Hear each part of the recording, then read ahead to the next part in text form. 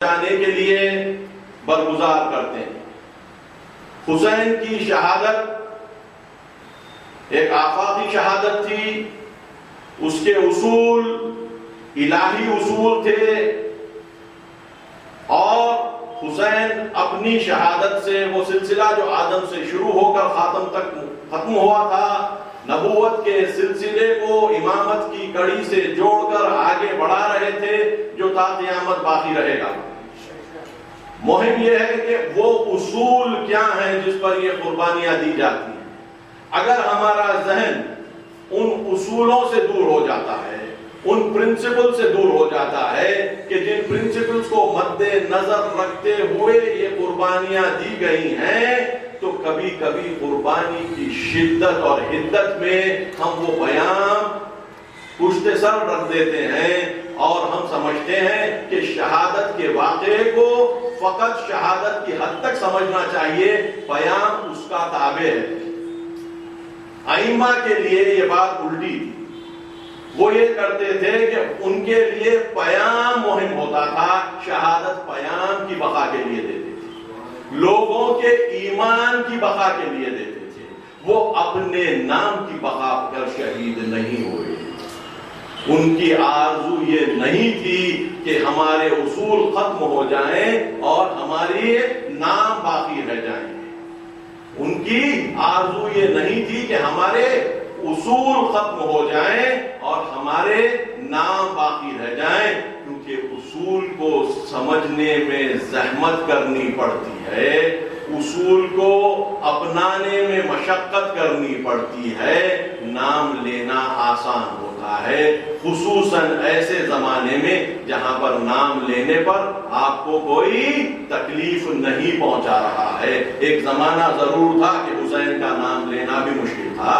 اس دور میں جو لوگ نام لیتے تھے وہ اصول پر فدا ہونے کے لیے نام لیتے تھے، وہ اصول پر فدا ہونے کے لیے نام لیتے تھے۔ وہ چاہتے تھے کہ جس طریقے سے امام حسین نے اپنے آپ کو شہادت کے لیے پیش کیا، ان کے نام کو لے کر، ان کے اصولوں کو برملا کر کر، لوگوں پر ان کی حقیقت عیاں کر کر، اگر اس کام کے کرنے میں ان کو بھی قتل کر دیا جائے تو وہ راضی تھے۔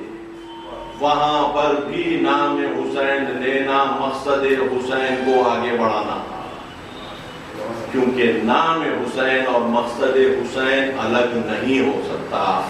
حسین ایک فرد کا نام نہیں ہے، حسین ایک فکر کا نام بن چکے ہیں۔ اگر حسین ایک فکر کا نام نہ ہوتے تو شہادت حسین سے حسین کا تذکرہ رہ جاتا، حسین کے اصول باقی نہ رہتے۔ جب شہادت حسین واقع ہوئی، اسی وقت وہ اصول اور جلا ہو گئے، ان کا رنگ سرخ ہو گیا، ان کا رنگ سرخ ہو گیا، اور لال رنگ میں رنگی ہوئی چیز آسانی سے دکھتی ہے۔ اللہ پر ایمان لانے کو حسین نے لال رنگ سے رقم کر دیا۔ اللہ پر ایمان لانے کی اہمیت کو اس درجے پر لے گئے کہ جہاں پر سمجھ میں آنے لگا کہ ایمان ہوتی کیا چیز ہے۔ بہت آسان ہے انسان کے لیے خود اکیلا شہید ہو جائے، بہت مشکل ہے اپنے بچوں کو، کم عمر کم سن بھتیجوں کو، کم عمر کم سن بھائیوں کو، دوستوں کو، احباب کو سامنے قتل ہوتے ہوئے دیکھنا، اور اس کے بعد بھی ماتھے پر شکن نہ آئے۔ یہ حسین کا کمال ہے۔ یہ ایام ہم اس حسین کی یاد میں مناتے ہیں کہ جس نے یہ سب کارنامہ کر کر تا قیامت مومنوں پر احسان کیا ہے، اور ایمان تلاش کرنے والوں کے لیے مصباح الہدیٰ بن گئے۔ ان الحسین مصباح الہدیٰ و سفینۃ النجات کی روایت اسی بنیاد پر ہے۔ چراغ ہدایت بن گئے حسین چراغ ہدایت بن گئے، سفینہ بن گئے نجات کا۔ یہ کیا ضروری ہے کہ اصول انسانوں کے عمل سے جڑ کر زندہ ہوتے ہیں۔ یہ کیا ضروری ہے کہ اصول انسانوں کے عمل سے جڑ کر زندہ ہوتے ہیں. آپ اگر تاریخ پیغمبر اٹھا لیں، انبیاء کی تاریخ اٹھا لیں، تو آپ دیکھیں گے جب جب اصول آئے اس پر عمل کرنے والے کے ساتھ آئے. دین کی تعلیم کا طریقہ یہ رہا ہے کہ دین نمونوں کو پیش کر کر آگے بڑھتا ہے. جب کوئی خیال، کوئی تصور دین کا پیش ہوتا ہے تو اس کا پیش کرنے والا ماڈل سامنے ہوتا ہے. تاریخ میں یہ انبیاء نے کیا، تاریخ میں یہ ائمہ نے کیا. جب دور رسول آیا اور دین اپنی انتہا پر پہنچ گیا، الیوم اکملت لکم دینکم کی بات پوری ہو گئی، تو وہاں پر ہم دیکھتے ہیں کہ کامل ماڈل پیش ہونے ضروری تھے. ایسے ماڈل پیش ہونے ضروری تھے کہ ان کے بعد الیوم اکملت لکم دینکم کے بعد اب کوئی نئی شریعت، نیا دین آنے والا نہیں تھا. یہ دین اپنی انتہا کو پہنچ چکا تھا. رسول خاتم النبیین بن کر آ چکے تھے.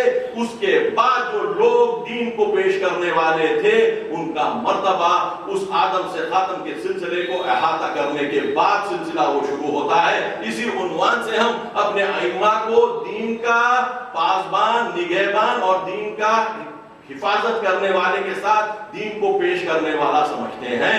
یوں سمجھتے ہیں، وہی روایت کے مطابق انی تارک فیکم الثقلین کتاب اللہ والعطرۃ اہل بیتی ان تمسکتم بہما لن تضلوا ابدا.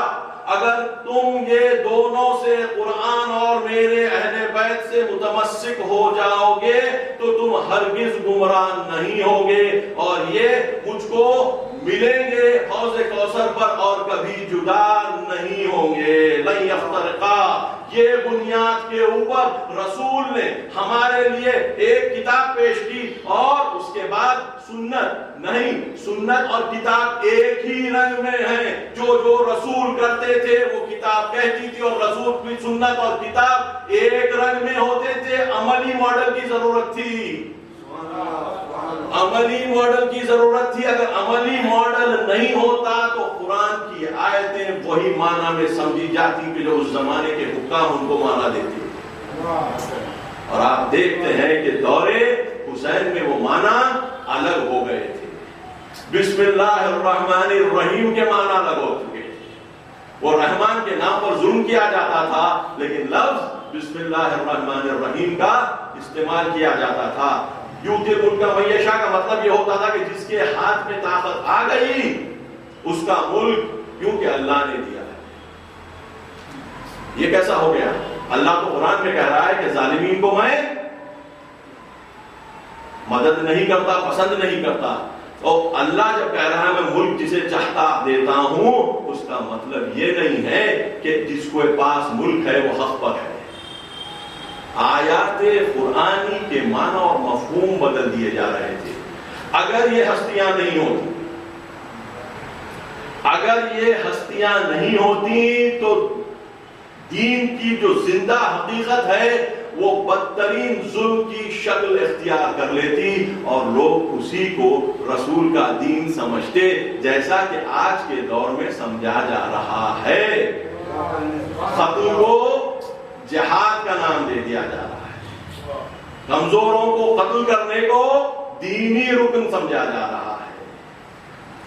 نہتے لوگوں کو مارنا دین کا حصہ سمجھا جا رہا ہے. یہ آیا رسول کا دین ہے جو رحمت للعالمین ہے. کیوں؟ انٹرپریٹیشن کرنے والے اپنی ہوائے نفس کی بنیاد پر جب انٹرپریٹ کرتے ہیں، جب انالائز کرتے ہیں، تو قرآن کی آیتیں ان کی نفوس کی تابع ہو کر ان کے نفوس کی کیفیت کو آشکارا کرتی ہیں. اس کے اندر کوئی ہدایت کا عنصر، ایلیمنٹ باقی نہیں رہتا. ہدایت ختم ہو جاتی ہے. باتیں وہی قرآن کی ہوتی ہیں، آیتیں وہی قرآن کی پیش کی جاتی ہیں. اب ہم کو سمجھنا پڑتا ہے کہ رول امام کیا ہے. امام وہ مرکز ہے کہ اگر اس مرکز سے انسان کا ذہن ہٹ جائے تو اس کا تصور توحید کا بھی ناقص ہونے لگے گا. اس کا تصور توحید کا بھی ناقص ہونے لگے گا. تو ویسے امام کی یہ عظیم شہادت کو ہم یہاں پر منانے کے لیے محرم میں جمع ہوتے ہیں، مجالس برگزار کرتے ہیں، مسائل پڑھتے ہیں، یہ ہماری حیات کے لیے بے انتہا ضروری اس لیے ہے کہ اگر وہ سلسلہ نہیں باقی رہتا تو وہ ہدایت کا سلسلہ کب کا ختم ہو جاتا اور باطل حق کے روپ میں اتنا واضح ہو کر نظر آتا کہ کسی کو شائبہ بھی نہیں ہوتا کہ یہ حق ہے یا باطل۔ شیطان کا کام پورا ہو جاتا، اس کا تو کام ہے کہ بری چیزوں کو بہتر بنا کر، مزین کر کر، رنگین بنا کر ہم تک پیش کرے اور ایسے ظاہر کرے کہ یہ حق ہے اور باطل نہیں ہے۔ ائمہ کا کام اس کا برعکس ہوتا ہے، وہ حق اور باطل کو جدا کرتے ہیں اور باطل کو باطل اور حق کو حق صاف کر کر پیش کرتے ہیں۔ قد تبین الرشد من الغی کی آیت کے مصداق ہوتے ہیں، یقیناً گمراہی اور حق الگ الگ کر دیے گئے۔ یہ کام دیکھنے کو بڑے آسان نظر آتے ہیں، اجتماع میں کرنا بے انتہا مشکل ہے۔ کیوں مشکل ہے؟ یہ میرا عنوان ہے، صلوات بھیجے پر محمد والا۔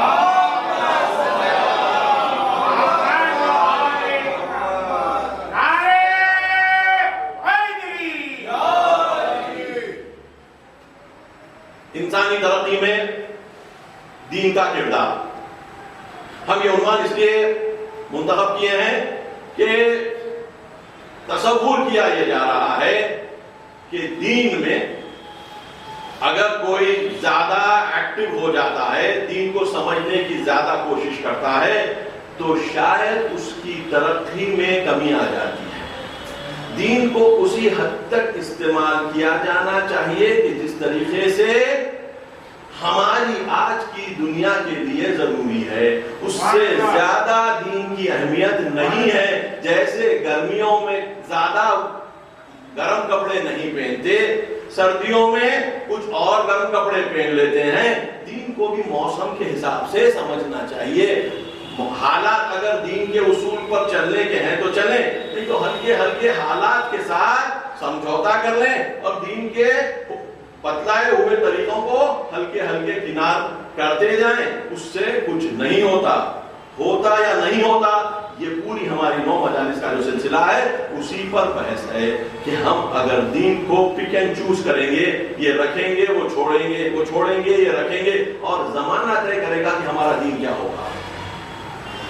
آیت کہہ رہی ہے الیوم اکملت لکم دینکم، اللہ کہہ رہا ہے کہ میں نے تمہارے لیے دین کامل کیا۔ وَأَتْمَمْتُ عَلَيْكُمْ مِنْ نِعْمَتِي، میں نے اپنی نعمت تم پر تمام کی۔ وَرَضِيتُ لَكُمُ الْإِسْلَامَ دِينًا، اور میں نے تمہارے لیے اسلام کو بعنوان دین پسند کر لیا۔ اب اللہ کی پسند دین ہے، رسول کی بھی پسند نہیں۔ رسول عبدہ و رسولہ،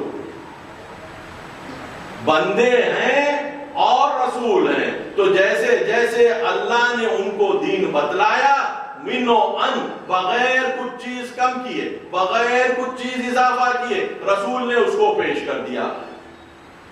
اور رسول کے حقیقی جانشینوں کا بھی یہی طریقہ رہا۔ امام صادق فرماتے ہیں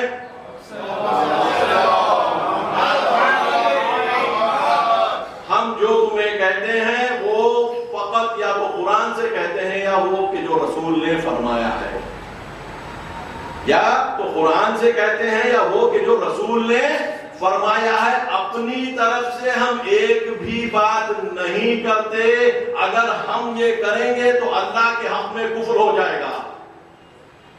امام کہہ رہے ہیں کہ ہم ایک چیز نہ اضافہ کر سکتے ہیں نہ ایک چیز کم کر سکتے ہیں۔ قرآن کی کئی آیتیں اس بات کی گواہ ہیں، اور یہ اس لیے ہے کہ اگر ہم کم اور زیادہ کرنے کی کوشش کریں گے تو دین کا بیلنس ختم ہو جائے گا۔ دین کا ڈیزائن ہمارا نہیں ہے، اللہ کا ہے۔ دین کا ڈیزائن ہمارا نہیں ہے، اللہ کا ہے۔ اگر ہم اس ڈیزائن میں تبدیلی لانے کی کوشش کریں گے تو وہ ڈیزائن کی کون سی چیز کہاں پر ہے وہ ڈیزائن کرنے والے کو معلوم ہے کہ میں نے اسے یہاں رکھا ہے۔ آپ جب اس کو ایک چیز کو ہٹا دیں گے تو اس کا نتیجہ کیا ہوگا آپ کو خود نہیں معلوم۔ ڈاکٹر کو پتا رہتا ہے کہ اگر میں یہ اس کو کاٹ دوں انسان زندہ رہ جائے گا، لیکن اس کو یہ چیزوں کی کمی ہوگی، اس کو میں دوا کے ذریعے سے پورا کروں گا۔ کچھ اعضاء ایسے ہیں کہ اس کو نکالا نہیں جا سکتا، کچھ اعضاء ایسے ہیں جس کو نکالا جا سکتا ہے یا ان کا کچھ حصہ نکالا جا سکتا ہے۔ یہ پڑھنے کے نتیجے میں، لکھنے کے نتیجے میں، ہزاروں لوگوں پر تجربہ کرنے کے نتیجے میں اس چیز پر یقین آتا ہے اور اس بنیاد پر وہ عمل کرتا ہے۔ ٹھیک، اب دین کے بارے میں ہمارے پاس آیا ویسی کیفیت ہے کہ ہم اللہ کے ڈیزائن کو ویسے سمجھتے ہیں، اور جب اس نے یہ کہہ دیا کہ میں نے تمہارے لیے دین تمام کر دیا، کمپلیٹ کر دیا، تو آیا اپنی مرضی سے اس کے اندر کوئی چیز اضافہ اگر کریں یا اگر نکالیں تو کیا پتا کہ وہ پوری عمارت کو لے کے دین کی بیٹھ جائے؟ ہمیں یقین ہے کہ نہیں بیٹھے گا۔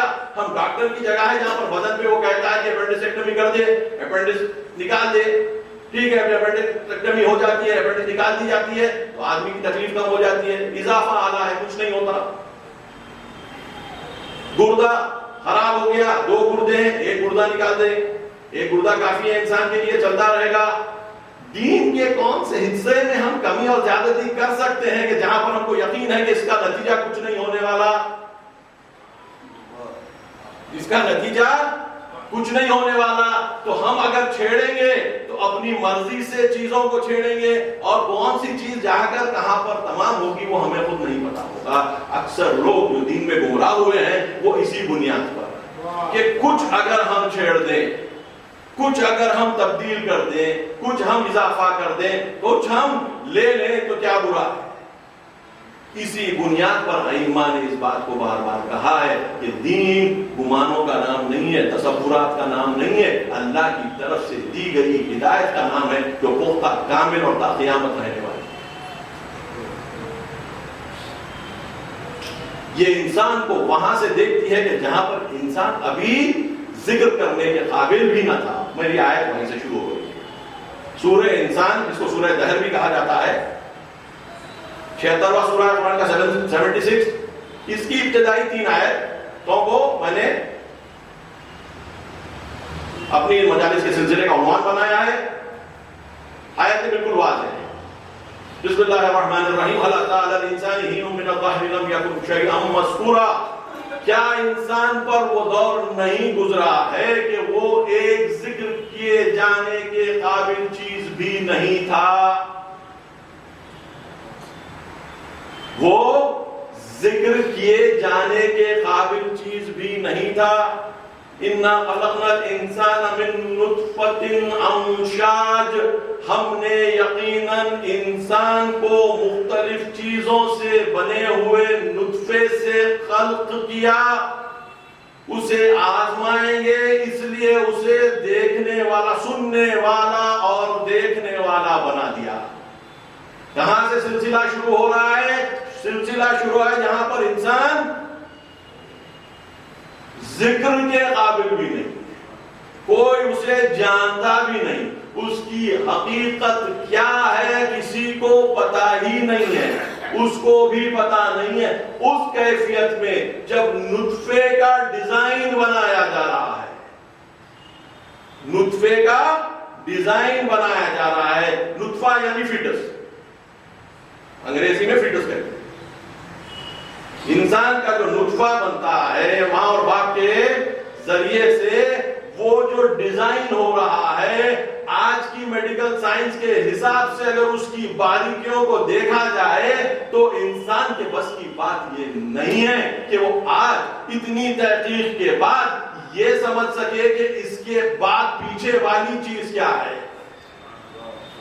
سب سے سپیریئر مائکروسکوپس کے باوجود بھی انسانی نطفہ جس طریقے سے بنتا ہے، استعمال کرنے کے باوجود بھی بڑی مائکروسکوپس کو انسان کے نطفے کی پوری تفسیر آج کی میڈیکل سائنس بھی کرنے سے قاصر ہے۔ تو وہ ڈیزائن میں کیا کیا باریکیاں تھیں انسان کی نظر میں، تو وہ ذکر کرنے کے قابل چیز بھی نہیں ہے، لیکن اللہ نے اس کو اس شکل سے ڈیزائن کیا۔ وہاں سے قصہ شروع ہوتا ہے انسان کا،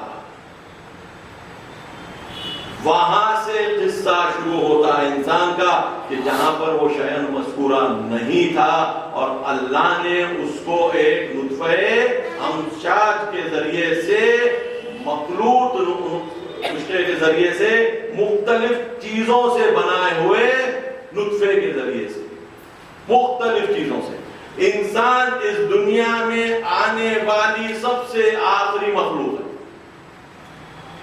انسان کے بعد کوئی نئی مخلوق دنیا میں نہیں ہے۔ ہم جیسے انسانوں کی تاریخ لگ بھگ 50,000 سال پہلے شروع ہوئی، اس سے پہلے کچھ اور قسم کے لوگ تھے۔ روایت میں ہمارے یہاں ملتا ہے کہ لگ بھگ آدم سے پہلے 40 آدم تھے۔ توجہ کم ہوتا ہے، آدم سے پہلے 40 آدم تھے اور اس کے بعد یہ آدم جو ہمارے جد ہیں وہ بنے۔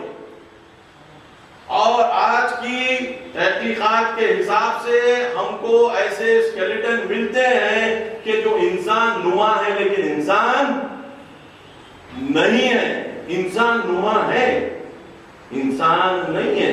2 لاکھ سال پہلے پرانے کھوپڑی ملتی ہیں، ان کے دانتوں کی شکل، ان کے سر کی شکل، ان کی ہائٹ یہ وہ ہم سے مختلف ہے۔ اس کے آگے بھی ملتی ہیں 1 لاکھ سال پہلے، 60-70 ہزار سال کے بعد ایسے ملنا شروع ہوئے ہیں، بہت ہی نہیں کے برابر، جو قریب کہے جا سکتے ہیں۔ 30,000 سال پہلے انسانی آج کی جو شکل ہے ویسے کھوپڑیاں ملتی ہیں۔ انسانی تاریخ کو اگر لے لیں تو 10,000 سال تاریخ جس کو ہم کہیں گے، جہاں سے انسان کو کچھ نہ کچھ کرنا سمجھ آیا، جہاں پر وہ کچھ نہ کچھ کرنا سمجھ آیا، وہ زمانہ جبکہ وہ زراعت کرنا شروع کیا۔ تقریباً 10,000 سال پہلے انسان زراعت شروع کیا۔ 5,000 سال پہلے کانسی یعنی برونز کا استعمال اس نے سیکھا۔ 3,000 سال پہلے لوہے کا استعمال سیکھا۔ یہ وہی نطفے والا انسان ہے جس کی ہزاروں سال کے بعد ایک ایک قدم کی ترقی ہوتی جا رہی ہے۔ ہزاروں سال کے بعد ایک ایک قدم کی ترقی کی جا رہی ہے۔ ہمارے دور میں آنے کے بعد ہم دیکھتے ہیں آج سے 50 سال پہلے کی زندگی اور آج کی زندگی میں زمین آسمان کا فرق ہو چکا ہے۔ جس تیزی سے تبدیلیاں آ رہی ہیں وہ 100 سال میں بھی نہیں آتی تھی جو 10 سال میں آتی تھی۔ نتیجے میں ہم ان پوری خوبیوں کے اور پوری کمیوں کے مصداق بنتے جا رہے ہیں۔ وہ اچھائیاں جو 100 اور ہزاروں سال میں ہوئی، آج ان کی سپیڈ 100 گنا ہو گئی، 1000 گنا ہو گئی۔ تو وہ جو پورا کاروان انسانوں کا یہاں تک پہنچا اس کی اچھائی اور برائی کے ساتھ، اب جب وہ ملٹیپلائی ہوئی تو فقط اس کی اچھائی ملٹیپلائی نہیں ہو رہی ہے، توجہ کا محتاج ہوں، اس کی فقط اچھائی ملٹیپلائی نہیں ہو رہی ہے، اتنی مدت کی برائی پھر ملٹیپلائی ہو رہی ہے۔ کیونکہ انسان کچھ اصولوں کو ماننے کے نتیجے میں اچھا ہوا، کچھ اصولوں کو نہیں ماننے کے نتیجے میں برا ہوا۔ آج کے دور میں بھی وہ بات حقانیت کے ساتھ پوری صحیح ہے۔ تو آج جب ہمارے پاس ٹیکنالوجی تیزی سے بڑھ رہی ہے، ہماری صلاحیتیں تیزی سے بڑھتی جا رہی ہیں، تو آیا آج کے زمانے میں وہ اصولوں کو ترک کرنے کا نتیجہ وہی ہوگا یا نہیں ہوگا جو پرانے زمانے میں ہوا تھا؟ آج آپ کی ٹیکنالوجی 100 گنا بڑھ گئی تو اس کا صحیح امپیکٹ بھی 100 گنا بڑھا یا نہیں؟ اور اگر اس کا صحیح استعمال نہیں کیا جائے گا تو اس کا برا امپیکٹ بھی 100 گنا بڑھے گا کہ نہیں؟ اگر نہیں بڑھے گا تو سوال ہے کہ کیوں نہیں بڑھے گا؟ آپ ہم دیکھ کے کہہ سکتے ہیں کہ بڑھ رہا ہے، آپ ہم دیکھ کر کہہ سکتے ہیں کہ بڑھ رہا ہے۔ اگر آپ اچھے ہونا چاہتے ہیں تو آپ کتنے اچھے نہیں ہو سکتے، اور آپ برے ہونا چاہتے ہیں تو آپ کتنے برے کلک آف بٹن پہ نہیں ہو سکتے۔ جو برائیاں لوگوں کو بڑی مشکل سے کرنی پڑتی تھی، آج آپ ایک انٹرنیٹ کے بٹن سے کر سکتے ہیں۔ اچھائیاں بھی ویسی اچھائیاں بھی ویسی ہیں. میرا خطاب عام طور پر جوانوں کے لیے رہتا ہے. بزرگ مجھے ہمت دینے کے لیے، میری ہمت افزائی کے لیے مجالس میں آتے ہیں. جوانوں سے میرا خطاب ہے کہ آج اگر ہم ان چیزوں کو سمجھ لیں کہ کس طریقے سے دین انسانی ترقی کا ضامن ہے اور دین کو چھوڑنا کس طریقے سے انسانی فنا کا سبب، تب آج کے دور میں جہاں پر اچھائی بھی اتنی تیزی سے کی جا سکتی کہ جتنی برائی کی جا سکتی ہے، تیزی بڑھ گئی ہے. آدمی اگر سائیکل پر جاتا ہے تو 15 سے 20 کلومیٹر کی اس کی رفتار ہوتی ہے، نارمل اپنی معمولی سائیکل، شہر میں چلانے والی سائیکل، ریس والی سائیکل 15 سے 20 کلومیٹر. وہی آپ ایک اچھی گاڑی میں جائیے، کھلی اگر سڑک ہو 250 کلومیٹر پہ بھی جا سکتے. بہت اونچی موٹر سائیکل پر جائیے، ریسنگ بائک پر، تو آپ 250 کلومیٹر پر یہیں کے ہائی ویز پر جا سکتے ہیں. سائیکل پر 15 سے 20 کلومیٹر پہ اگر آدمی کوئی ٹکر لگتی ہے تو گرے گا، بہت ہوگا کہ سر ٹوٹے گا یا ہاتھ ٹوٹے گا، بہت 90% ٹائم تو یہ ہوگا کہ اس کے گھٹنے چھلے گئے. لیکن 250 کلومیٹر کی رفتار سے اگر ایکسیڈنٹ ہوتا ہے تو برف چھوڑ جاتا ہے. یہ تو بات ہم کو سمجھ میں آتی. یہ تو فزیکل چیز ہے، یہ تو بدنی چیز ہے، یہ تو بدنی چیز ہے. اب سوال ہوتا ہے روحی چیز تو ٹکراتی نہیں کسی چیز سے. لیکن تبدیلیاں جب دنیا میں آنے لگی تو 10 سے 15 سے 20 کلومیٹر کی سائیکل کی رفتار ختم ہو کر رفتار 250 کلومیٹر والی نہیں ہو گئی، راکٹ والی ہو گئی. تبدیلیاں اس سپیڈ سے آ رہے ہیں. اب اگر روح صحیح راستے پر راکٹ کی سپیڈ پر جائے اور اگر غلط طریقے پر راکٹ کی سپیڈ پر جائے، اب آپ بولیے کہ کیا ہوگا؟ بات یہ ہے کہ روح کہاں پر ٹکراتی ہے اور کہاں پر تباہ ہوتی ہے، اس کا اگر اندازہ ہو تو پھر روح کا سفر پلان کیا جا سکتا ہے. جوانوں سے خطاب ہے. لیکن اگر روح کیسے مار کھاتی ہے، روح کیسے خراب ہوتی ہے، روح کیسے تباہ ہوتی ہے اور روح کیسے طاقت پاتی ہے اور بلند ہوتی ہے، اس کا اگر اندازہ ہمارے جوانوں کو نہیں رہے گا تو وہ ٹکرائیں گے. اس کے بعد بھی نہیں پتا چلے گا کہ ہم اپنی روح کو تباہ کر چکے ہیں، اپنی روح کو ہم تباہ کر چکے ہیں. اپنی کیفیت، اپنی قدرت کا اگر اندازہ نہ ہو کہ ہم اچھائی کس درجہ کر سکتے ہیں تو برائی پھر بھی اچھی لگتی ہے. یہ جائے گا کیا، چلو یہ برائی کر لیتے ہیں، مگر اچھائی کو اگر غور سے دیکھیں، اچھائی کو اگر غور سے دیکھیں اور اچھائی وہاں نظر آئے تو آدمی برائی کر کر نیچے جانا پسند کرے گا یا اچھائی کر کر اوپر؟ ہمارے ائمہ گناہ سمجھتے تھے اور گناہ سمجھاتے تھے. گناہ سمجھنا خود ایک بڑی چیز، گناہ سمجھانا ایک امام کا کام. پاک جو ہو جاتے ہیں، پاک جو ہو جاتے ہیں اور جس کو اللہ پاک کر دیتا ہے، ان کی باتوں میں وہ الہی پاکیزگی آتی ہے اور وہیں سے بلندی کا کاروان شروع ہوتا ہے. کیونکہ انسان کو بلند کرنے والی کوئی اور طاقت سوائے اللہ کے نہیں اور گرانے والی بھی کوئی طاقت سوائے اللہ کے نہیں. بلند ہونے کے اصول بنایا ہے، گرنے کے اصول بنایا ہے. یہ اصول بیان کون کرے گا؟ یہ اصول بیان کون کرے گا؟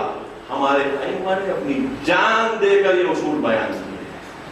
خالی بیان نہیں کیا، یہ اصول بیان کرنے کے لیے، یہ اصول پر زندگی گزارنے کے لیے ان کو اپنی جان دے دی. یہ اصولوں پر زندگی گزارنے کے لیے، ان اصولوں پر اگر ہم بھی وہ چیز کو سمجھنا شروع کریں تو ہم کو اندازہ ہوگا کہ ہم کہاں پر ہیں، کہاں تک جا سکتے ہیں، اور اگر ہم وہاں تک جا سکتے ہیں تو کیا بیوقوفی ہے کہ وہاں تک نہیں جا کر اپنے آپ کو زمین میں دفنا دیں جو ستاروں تک جا سکتے تھے. جو ستاروں تک جا سکتے تھے وہ زمین میں اپنے آپ کو اگر دفنا دیں تو کیا ہوگا؟ خسران مبین کہتا ہے قرآن. آشکار نقصان، ایسا نقصان کہ جس کے بارے میں کوئی شک و شبہ نہیں ہے، مگر یہ ظاہر کب ہوگا؟ دنیا میں سمجھنے والے کو دنیا میں ظاہر ہوتا ہے۔ قرآن کی آیت ہے، اے رسول ہم نے تمہارے سامنے جو پردے تھے وہ اٹھا لیے اور تم اب گہری نظر سے دیکھ رہے ہو، اب تم بڑی گہری نظر سے دیکھ رہے ہو۔ رسول سے کہا تھا، یعنی کچھ اصول تھے جس پر رسول چلنے کے نتیجے میں ان کی سامنے کے جو پردے ہیں وہ اٹھا دیے گئے، اللہ نے اٹھائے، اس کے نتیجے میں رسول کی نظر تیز ہو گئی، رسول قیامت دیکھ رہے تھے۔ اس سے پہلی والی آیت اس کی طرف اشارہ کرتی ہے کہ اے رسول جب انسان کو ایک گواہ اور ایک ہانکنے والا قیامت کے دن ہانکتے ہوئے لے کر جائے گا، اور تم یہ دیکھتے ہو اے رسول کہ ہم نے پردے اٹھا دیے تمہاری آنکھ، یعنی جس کے آنکھ سے اللہ پردے اٹھاتا ہے اس کو قیامت کا منظر نظر آتا ہے۔ رسول ہمارے اور آپ کے لیے لقد کان لکم فی رسول اللہ اسوۃ حسنہ، تمہارے لیے رسول میں بہترین مثال ہے۔ یہاں پر قرآن رسول کے فضائل بیان نہیں کر رہی ہے، یہاں پر قرآن رسول کے فضائل بیان نہیں کر رہی ہے، بتلایا جا رہا ہے کہ تم بھی اگر کوشش کرو تو تمہارے آنکھوں کے سامنے ہم پردے جو ہیں جیسا رسول کے سامنے سے اٹھا لیے تمہارے سامنے سے بھی اٹھا لیں گے اور تم قیامت کا منظر دیکھ سکو گے۔ اب بولو قیامت کا منظر دیکھنے کے بعد جرأت گناہ کس کے پاس ہوگی؟ اور کیا اللہ جو رحمان و رحیم ہے ہم سے یہ چیزیں روک لے گا جب وہ اصولوں پر ہم چلیں گے کہ جن اصولوں پر رسول چل کر اپنے پردے کے بلند ہونے کا سبب بنے، جن اصولوں پر چل کر علی یہ پردوں کے اٹھ جانے کا راستہ پا لیے۔ لو کشف الغطاء، اگر پردہ ہٹا لیا جائے گا تو علی کا یقین نہیں پڑے گا، علی کے یقین میں اضافہ نہیں ہوگا، یہ مولا کا قول ہے۔ لو کشف الغطاء مزددت یقینا، اگر پردے اٹھا لیے جائیں تو میرے یقین میں اضافہ نہیں ہوگا۔ مطلب پردے کس کے لیے؟ علی کے لیے تھے یا نہیں تھے؟ پردے کا مطلب وہ جو پیچھے کی چیز دیکھنے سے روک دیتا ہے۔ علی کہہ رہے ہیں کہ اگر پردے اٹھا لیے بھی جائیں تو میرے یقین میں اضافہ نہیں ہوگا۔ تو علی کے سامنے پردے تھے یا نہیں تھے؟ علی کے سامنے پردے اٹھا لیے گئے تھے جیسے رسول کے لیے اٹھا لیے گئے تھے۔ قرآن کی آیت ہے جیسے ان کے لیے اٹھائے گئے ویسے ہمارے لیے بھی ممکن ہے۔ اللہ کی رحمت وسیع ہے، اللہ عطا کو روکتا نہیں، عطا کو روکنے والا خود انسان ہوتا ہے جو اللہ کی عطا کو قبول نہیں کرتا۔ قبول نہیں کرنے کا سب سے بڑا کاز جہل، انسان کا جہل ہے، انسان کی فکر کی کوتاہی ہے، انسان کو اپنے آپ میں جو صلاحیت دی گئی ہے اس کا احساس نہیں ہونا ہے۔ یہ انسان معمولی نہیں ہے، یہ انسان معمولی نہیں ہے، یہ انسان وہ ہے کہ جس کو 1,24,000 پیغمبروں کے ذریعے سے ہدایت پہنچائی گئی ہے۔ پرانے دور میں بھی، ابراہیم کے دور میں بھی ائمہ ہوتے تھے، دوسرے رسولوں کے دور میں بھی ائمہ ہوتے ہیں۔ قرآن کیا ہے؟ رسول کے بعد بھی امام تھے، ہم جسے 12 امام کہتے ہیں۔ یہ سب کا کام وہی پردے اٹھانے والا کام تھا۔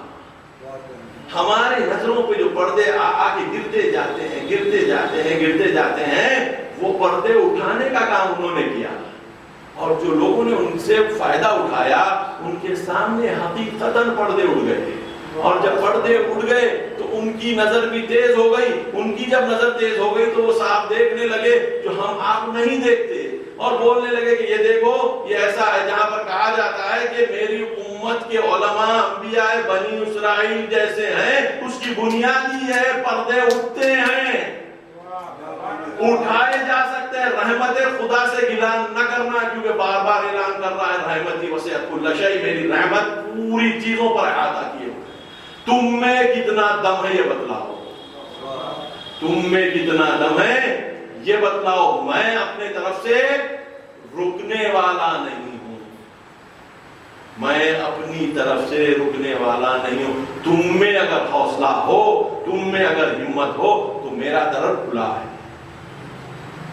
پیام حسین اس شکل کا پیام ہے۔ تو کیا کہا آیت میں؟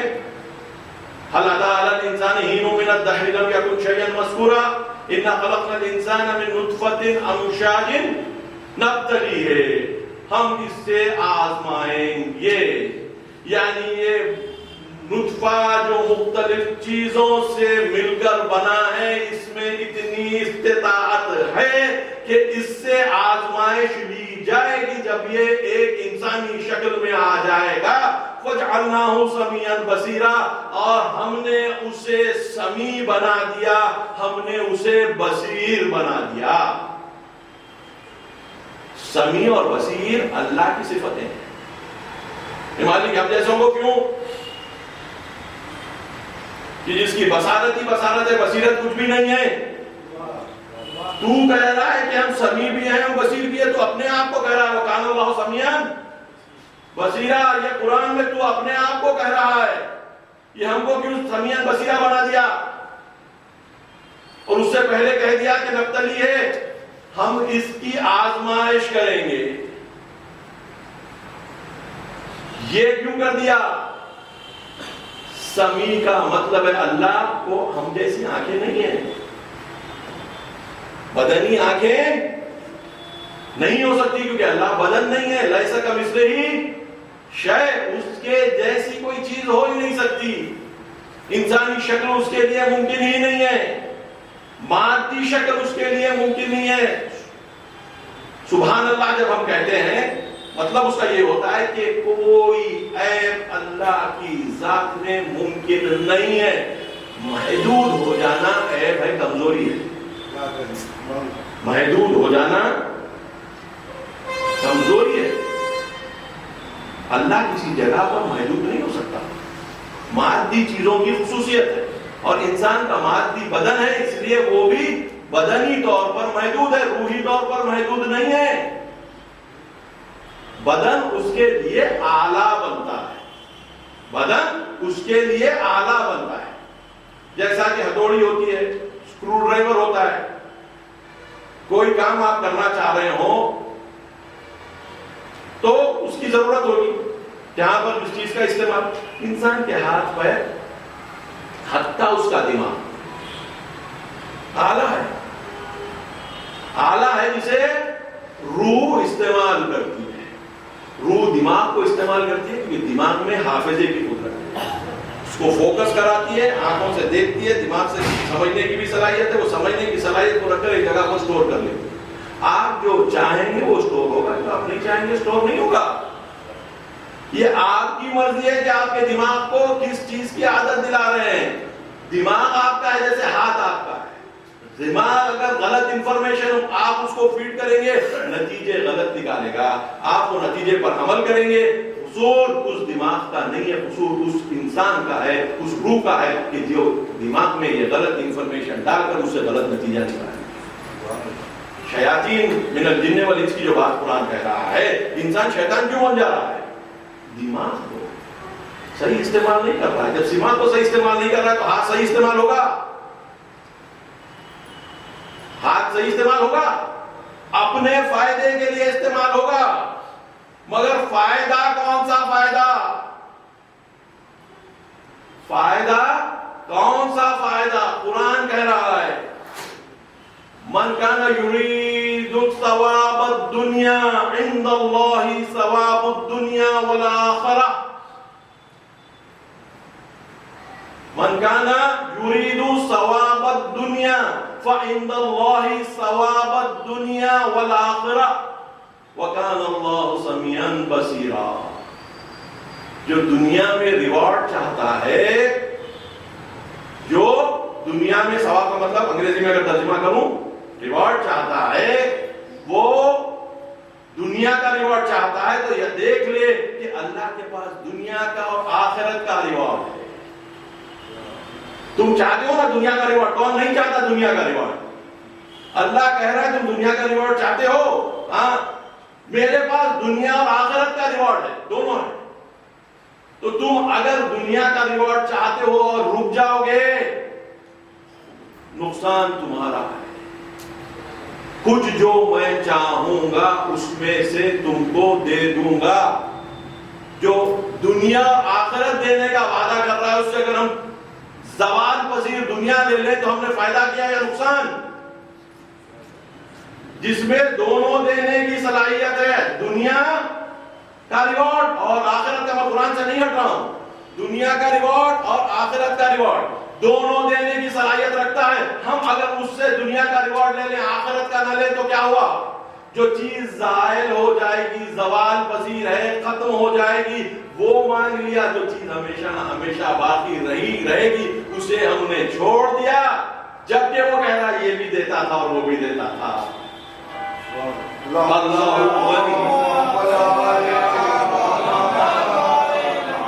اللہ غنی وانتم الفقراء، میں غنی ہوں تم فقیر ہو۔ فقیر کو مانگنا صحیح آنا چاہیے، احساس ہونا چاہیے کہ کس سے مانگ رہا ہوں۔ قرآن کہتا ہے یدعو الانسان بالشر دعاءہ بالخیر وکان الانسان عجولا، انسان تو برائی مانگ لیتا ہے اچھائی کی جگہ، اور انسان تو بڑا جلدباز، یہ بھی چاہیے وہ بھی چاہیے، جی ہوگا کیا اس سے؟ تو بولے کیا ہوگا؟ جو چاہ رہا ہوں مل جائے گا، اس سے تمہارا نقصان ہے۔ بولے نقصان نہیں ہو سکتا۔ یہ بچہ کبھی جب آگ کی طرف چلا جاتا ہے، اس کے لیے تو آگ چمک ہے، روشنی ہے، آپ اسے روک دیتے ہیں، لیکن ہر چیز، جو چیز بچے کے لیے آگ ہے اور آپ بھی سمجھتے ہیں وہ آگ ہے اور بچہ نہیں سمجھتا اور چلے جاتے ہیں، آپ سمجھتے ہیں کہ بڑوں کے لیے آگ نہیں ہے، جو بڑے نہیں سمجھ سکتے اور اللہ سمجھتا ہے۔ اگر یہ سمجھے کہ ہم ہر چیز سمجھ سکتے ہیں تو وہی لوگ فرعون بنتے ہیں، وہی لوگ نمرود بنتے ہیں، وہی لوگ حامان بنتے ہیں، وہی لوگ یزید بنتے ہیں۔ ہم سب کچھ جانتے ہیں۔ وہ بچہ آگ کی طرف جاتا ہے، اس کو نہیں پتا ہے۔ انسان کو اللہ نے ایسی بہت سی آگیں بنائی ہیں کہ جو اس دنیا کی نظر سے نہیں دیکھی جا سکتی۔ وہ غذا کا اٹھنا، وہ پردے کا اٹھنا ضروری ہے، اور وہ پردے کو اٹھانے کے لیے عبادتیں ہیں، روزے ہیں، زکوٰۃ ہے، خمس ہے، جہاد ہے، امر بالمعروف نہی عن المنکر، تولا تبرع، یہ سب اور سب وہ غذا کو اٹھانے کے لیے ہیں، وہ پردے کو اٹھانے کے لیے ہے، تاکہ وہ پردہ جب اٹھ جائے تو یقین کی حالت میں ہم جب عبادت کریں گے وہ عبادت کا رنگ اور ہوگا بنسبت اس عبادت کے جو شک اور شبہ کی حالت میں ہو رہی ہو، اور جو یہ یقین نہ ہو کہ قیامت کیا ہے۔ کیف تتقون، تم کیسے تقوی اختیار کرو گے اگر تم اس دن کا انکار کرتے ہو کہ جو بچے کو بوڑھا کر دے گا۔ قرآن کیا ہے؟ قیامت کا پس منظر نظر آتا ہے تو عمل بدل جاتا ہے، دنیا اور آخرت کا عمل ہوتا ہے، اور قیامت کا پس منظر نظر نہیں آتا تو دنیا کا عمل ہوتا ہے۔ اس میں انسان اپنا بھی نقصان کرتا ہے، اپنے اطرافیوں کا بھی نقصان کرتا ہے، کہ کیونکہ جو چیز میں خدا نہیں ہے اس میں برکت نہیں ہو سکتی، اس میں شارٹ ٹائم بینیفٹ ہو سکتا ہے، اور وہ بینیفٹ فقط اور فقط مادی رہے گا، مانوی نہیں رہے گا۔ تو آپ دیکھتے جائیے جہاں جہاں پر مادی ذخائر بڑھتے جا رہے ہیں، دولت کے انبار بڑھتے جا رہے ہیں، وہاں پر سکون بڑھتا جا رہا ہے یا اضطراب؟ جتنی دوائیں سکون پہنچانے کی، سکون فراہم کرنے کی یورپ اور امریکہ میں بکتی ہیں، ایسے نیشن جس کی پر کیپٹا انکم بہت زیادہ ہے، اتنی تھرڈ ورلڈ کنٹریز میں نہیں بکتی، ضرورت بھی نہیں ہے۔ آپ پرسنٹیجز دیکھ لیجئے۔ کیوں؟ مادی ترقی سے انسان کا بدن آرام پا سکتا ہے، انسان کو سکون بدنی مل سکتا ہے، روحی سکون سکون کے لیے کوئی اور بستر ہوتا ہے، روحی سکون کے لیے کوئی اور بستر ہوتا ہے، اور وہ بستر جب تک کہ اللہ سے ربط پیدا نہیں ہوتا تب تک وہ بستر فراہم نہیں ہوتا۔ وہ بستر جب فراہم ہو جاتا ہے تو بدن کو تلوار لگے تب بھی کامیابی، بدن کو بھوک برداشت کرنا پڑے شیبہ ابی طالب میں تب بھی کامیابی، نو کے نیزہ پر سر، لوگوں کے لیے تماشا پھر بھی کامیابی، سب کو کاٹ دینے کے بعد یہ کہنا کہ دیکھو ہم نے تمہارا کیا حال کیا، کہا کہ ہم نے تو سوائے اچھائی کے کوئی اور چیز دیکھی ہی نہیں۔ یہ زینب کا کہنا کہ ہم نے اچھائی کے علاوہ کوئی اور چیز کربلا میں نہیں دیکھی، یہ پھر کامیابی۔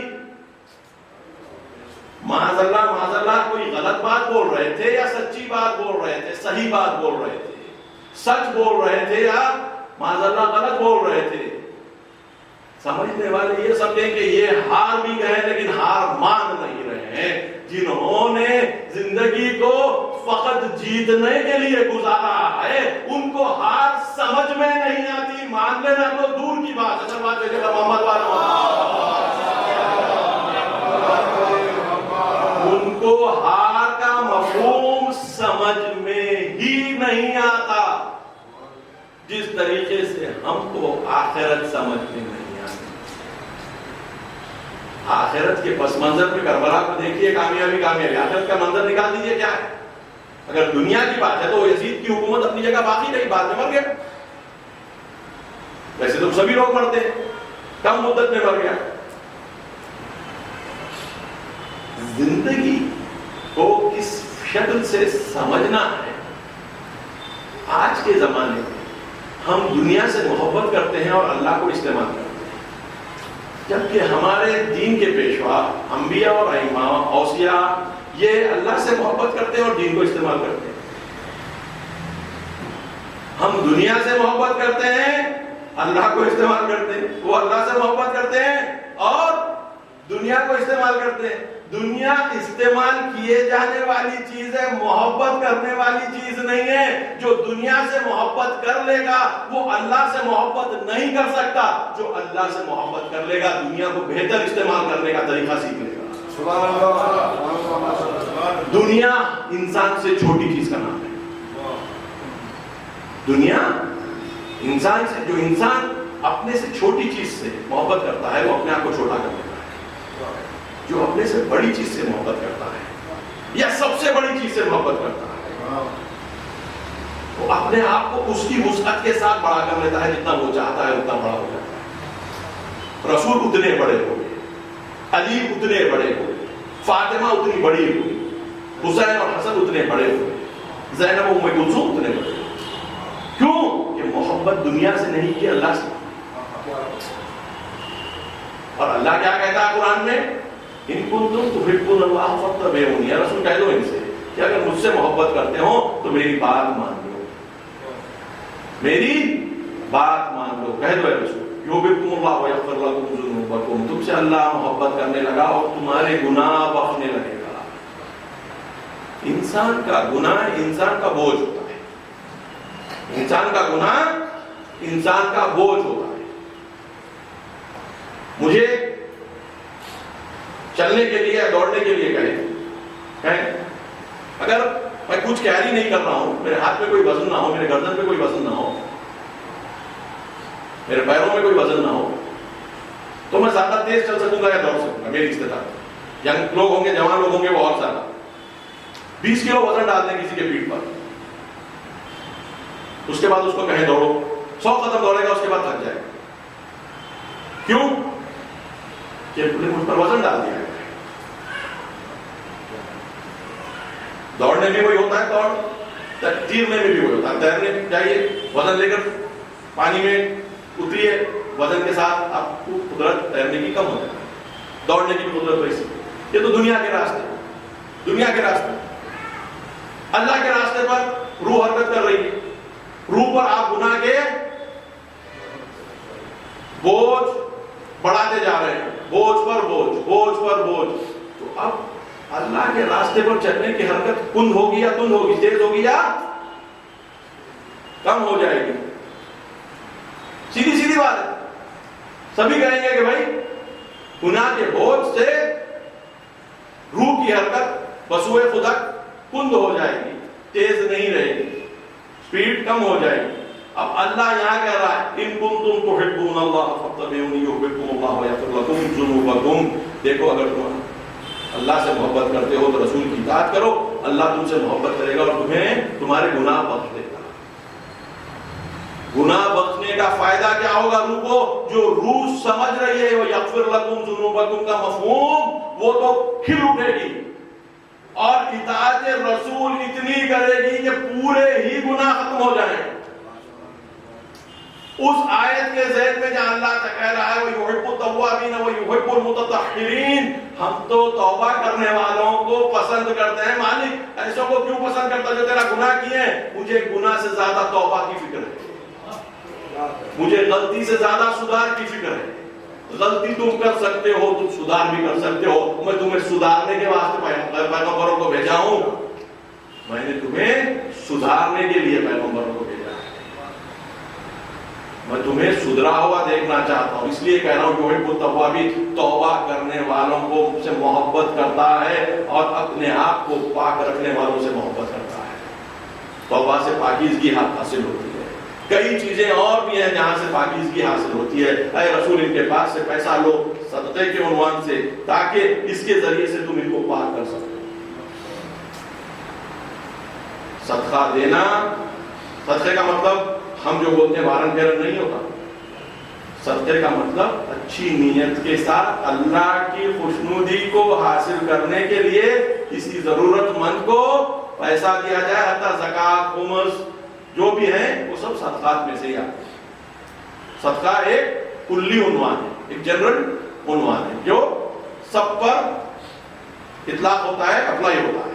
تو اگر یہ بھی کیا جائے قربتاً اللہ کے طریقے سے جو جو اعمال انجام دیے جاتے ہیں وہ سب انسان کی روح کو بلند کرتے ہیں، توبہ کو قبول کرنے کے لیول پر لے جاتے ہیں اور انسان کے گناہ جیسے کم ہوتے جاتے ہیں اللہ کے راستے پہ اس کی سرعت بڑھتی جاتی ہے. اور اللہ کے راستے پہ چلنے والے کے لیے اللہ تعالیٰ قرآن میں فرما رہا ہے الذین جاہدوا فینا لنہدینہم سبلنا، جو لوگ ہمارے راستوں پر کوشش کرتے ہیں ہم یقیناً ان کو اپنا راستہ دکھا دیتے ہیں، اپنے راستے دکھا دیتے ہیں. کیونکہ اللہ کے راستے پر چلنے والے کے لیے ہر روز ایک راستہ نیا ہوتا ہے. دنیا کے راستے اتنی تیزی سے نہیں بدلتے جتنا اللہ کے راستے بدلتے ہیں. اندازہ تو ہے نا ہماری یہ دنیا کتنی ہے اور کائنات کتنی ہے. یہ مادی دنیا جو اللہ نے بنایا ہے، ہماری 3 ملین دنیاؤں کا تو ایک سورج ہوتا ہے. 3 ملین کہیں ملٹیپلائی کر دیں دنیا کو سائز میں تو ایک سورج ہوتا ہے. ایسا ایک سورج جو ہماری دنیا کا سورج ہے ویسے بلینوں سورج موجود ہیں. یہ مادی، اس کے اوپر روحی، یہ مادی اس کے اوپر روحی. تو جب مادے کا اندازہ یہ ہے تو اس کے اوپر کا روحی اندازہ کتنا نہیں ہوگا. تبارک الذی، بابرکت ہے کہ جس نے اپنے بندے کو لے کر گیا کہاں پر؟ اب بولیے حرکت کی میزان طے کیجئے کہ حرکت ہوتی تو کیسی ہوتی ہے. اسرا بعبدہ لیلا من المسجد الحرام الی المسجد الاقصی الذی بارکنا حولہ. یہ اللہ کیسا بابرکت ہے، یہ کیسا بابرکت اللہ ہے. تو روحی راستوں پر چلنے والوں کے لیے دین ہے. روحی راستوں کو اختیار کرنے والوں کے لیے دین ہے. روح کو سمجھ کر اپنی اس کی خوبیوں کو سمجھنے والوں کے لیے دین ہے. روح کیسے طاقتور ہوتی ہے، اس کی غذا کیا ہے، اس کو سمجھنے والوں کے لیے دین ہے. روح کو کیا چیز کمزور کر دیتی ہے اس کو سمجھنے والوں کے لیے دین ہے. اور وہی صلاحیت رکھنے والوں کے لیے حسین کی قربانی ہوئی ہے. وہی فکر کو رکھنے والوں کے لیے حسین کی قربانی ہے، وہ قربانی کے جو حسین نے ان سب چیزوں کو نظر میں رکھتے ہوئے دیا ہے۔ اگر یہ سب چیزیں نہیں ہوتے، یہ لمبے فاصلے نہیں ہوتے، یہ بلندیاں نہیں ہوتی، یہ عظمتیں نہیں ہوتی، تو حسین کبھی مدینہ نہ چھوڑتے۔ جب مدینے میں وسط ماہ رجب یہ اطلاع ملی کہ معاویہ واصل جہنم ہو چکا اور یزید کو اس کی جگہ پر بٹھا دیا گیا، اور اس نے ولید کو جو گورنر تھا مدینے کا خط لکھتا ہے کہ 3 لوگوں سے فوراً بیعت لے لی جائے، جس میں ایک ابا عبداللہ الحسین، 2 عبداللہ ابن زبیر اور 3 عبداللہ ابن عمر، ان سے فوراً کا فوراً بیعت لیں اور ان پر سختی کی جائے، سختی کی جائے۔ وہ مروان کو بلاتا ہے، ولید، مروان ابن حکم ولید سے پہلے گورنر تھا مدینے کا معاویہ کے دور میں پہلے، اس کو بلاتا ہے مشاور کے طور پر کہ بھئی یہ ہو گیا، کیا کریں؟ وہ بھی مشورہ دیتا ہے کہ جتنا جلدی ہو سکے بیعت لے لو، ورنہ بول نہیں سکتے کہ کیا ہوگا۔ امام حسین مسجد النبوی میں عبداللہ ابن زبیر کے ساتھ بیٹھے ہیں، کہتے ہیں لگتا ہے کہ کچھ خبر ہے، اور لگتا ہے کہ ان کا جو طاغی تھا، طغیان گر تھا، وہ مر چکا ہے، اور یہ حرکت اس بات کی ہے کہ یہ لوگ ہم سے کچھ طلب کریں گے۔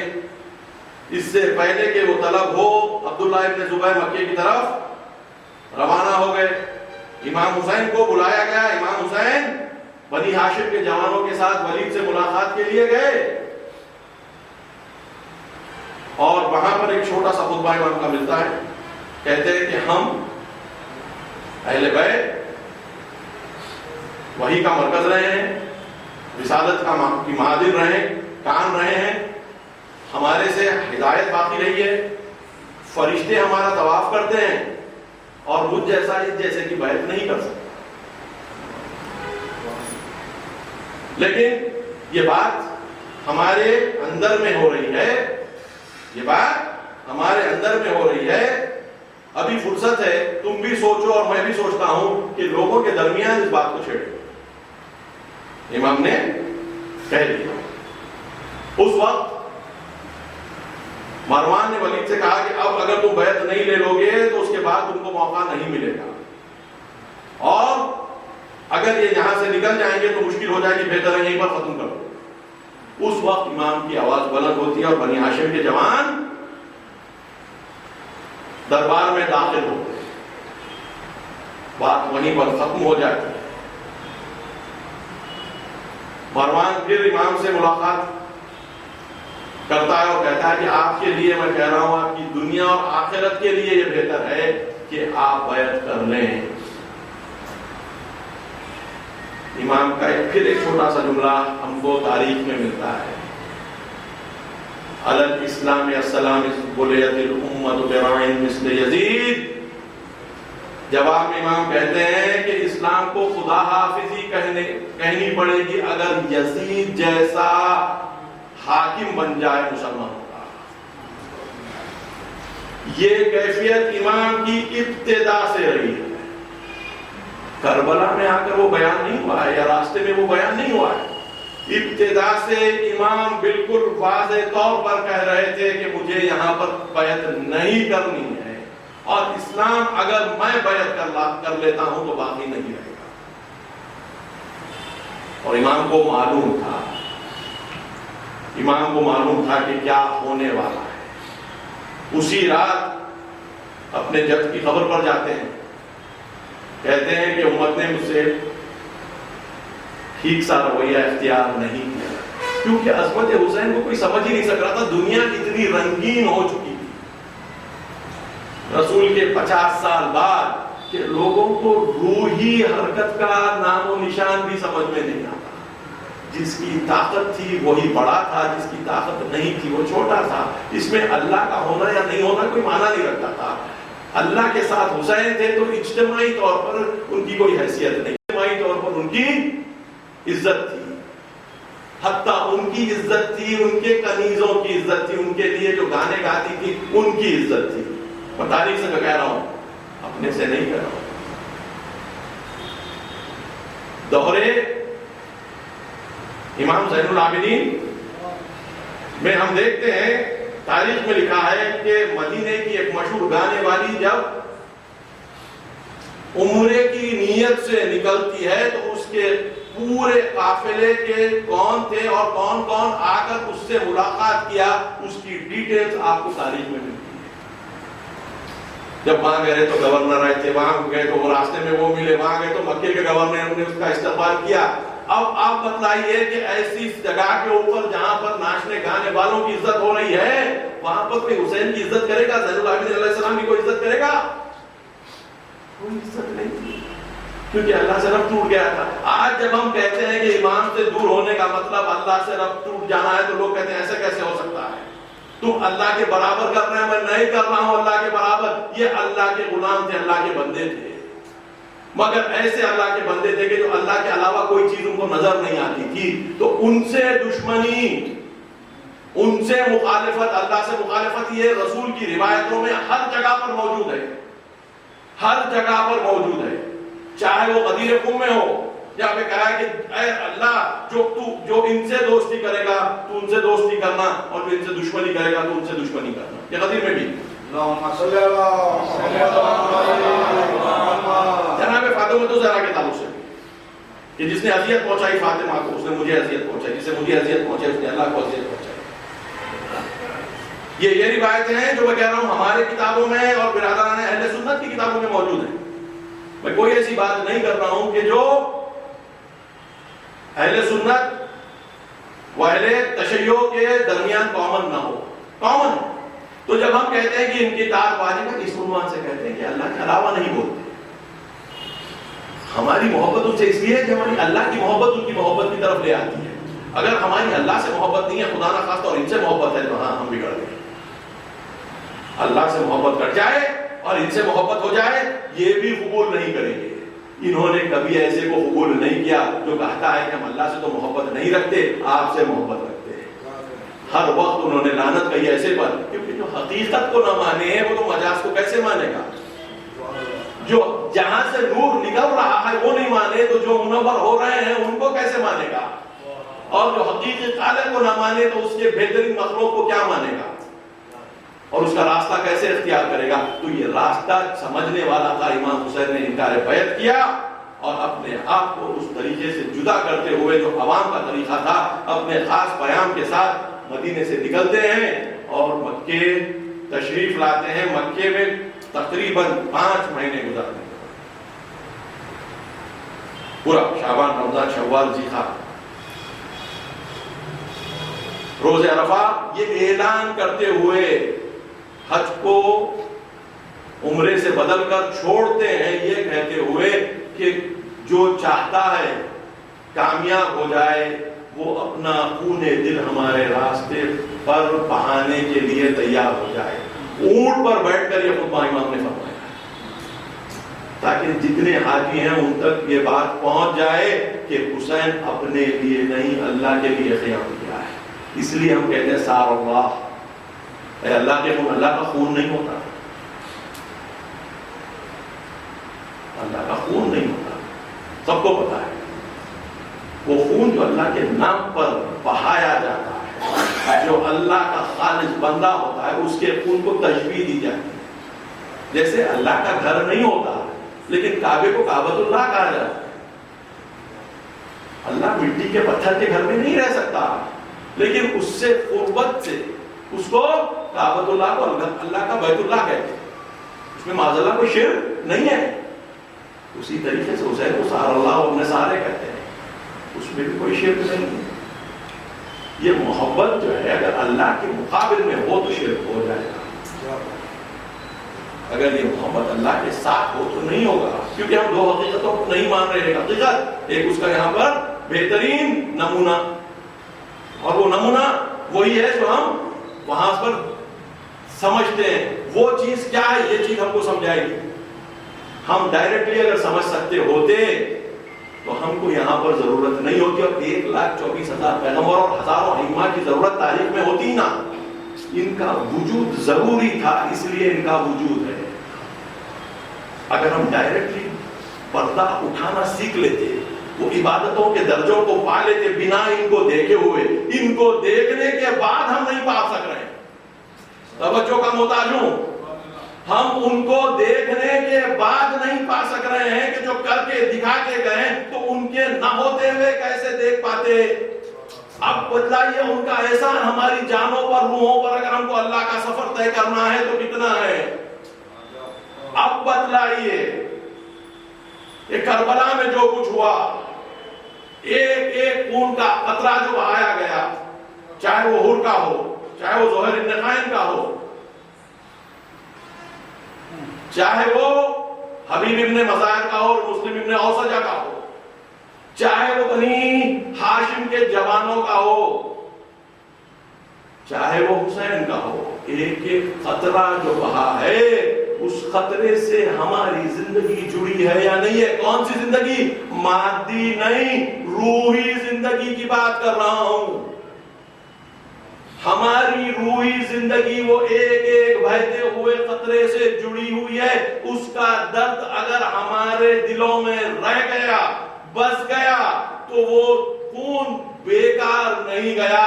ہر خون کے قطرے سے لاکھوں کروڑوں لوگوں کی روحی حیات کا سلسلہ جاری ہو گیا، اور جو نہیں سمجھ سکے وہ خون ان کے لیے معنی نہیں دے گا۔ ہمیں کربلا کو معنی دینا پڑے گا اپنے لیے۔ اس بہتے ہوئے خون کو سمجھنے کی ضرورت ہے، اس بہتے ہوئے خون کو سمجھنے کی ضرورت ہے، اور اس کے بعد وہ خون جو بہتا ہوا سمجھ میں آنے لگا، اس کے بعد آپ چاہے روئیں، من بکا وابکا او تباکا، جو روئے رولائے، رونے والے کی صورت بنائیں۔ آنسو نکلنا ضروری نہیں ہے، جس کے نکل سکتے ہیں نکلیں، جس کے نہیں نکل سکتے ہیں کم از کم دل پر اس کا اثر مرتب ہو جائے۔ اگر یہ کر لیتے ہیں وجب لہم جنت۔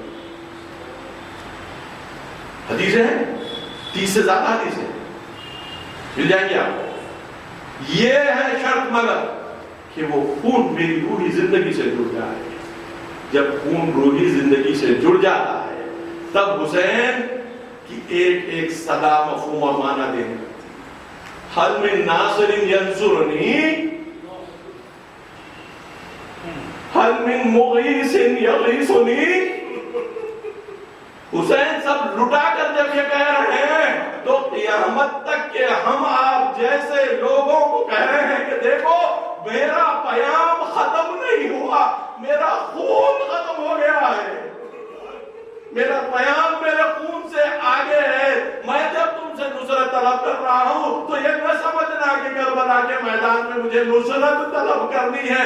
میں نے جو لٹانا تھا لٹا دیا اللہ کے نام پہ، جو لٹنا ہے وہ لٹ جائے گا، لیکن یاد رکھنا تم اگر ساتھ میرا دینا چاہتے ہو 1400 سال کے بعد، تب بھی میری یہ آواز تمہارے لیے حجت ہے۔ حل من ناصر، یا امام ہم کو تیرے نام پر فخر ہے، تیرے کام پر فخر ہے، ہم میں وہ حوصلہ عطا کر دے کہ تیرے کام کو ہم اس دنیا میں آگے بڑھائیں، اور وہ روحی حیات جس کو زندہ کرنے کے لیے تو نے اپنی شہادت اور اپنے بچوں کی شہادت پیش کی، ہم میں وہ حوصلہ آ جائے کہ اس روحی حیات کو عام کر سکے اپنے لیے، غیر کے لیے، پوری دنیا کے لیے۔ وآخر دعوانا الحمدللہ رب العالمین۔